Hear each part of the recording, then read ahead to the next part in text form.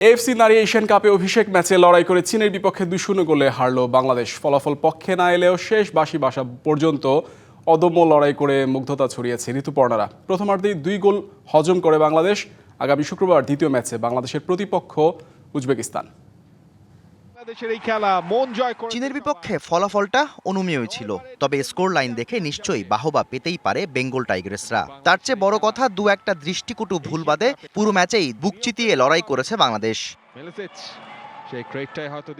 প্রতিপক্ষ 9 বারের চ্যাম্পিয়ন চীন, র্যাঙ্কিংয়েও বিস্তর ফারাক। তবুও সিডনির কমব্যাংক স্টেডিয়ামে লাল সবুজ সমর্থকদের উচ্ছ্বাসটা বিন্দুমাত্রও কম ছিল না। আর চীনের শক্তির ধাঁচ প্রথম কয়েকটা সুযোগেই বোঝা গিয়েছিল, যদিও কাজে লাগানো যায়নি।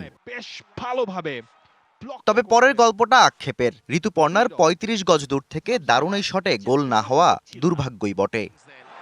মাঠের প্রায় 30 গজেরও বেশি দূর থেকে তিনি যে শটটা কিছুক্ষণ বাদে চীন জালে বল পাঠায় ঠিকই, তবে অফসাইডে বাতিল হয় সেই গোল। বাংলাদেশের প্রতিরোধের দেয়ালে চির ধরে 44তম মিনিটে থ্রু পাস ধরে ওয়াংয়ের কোনাকুনি শট দূরের পোস্ট দিয়ে জালে জড়ায়।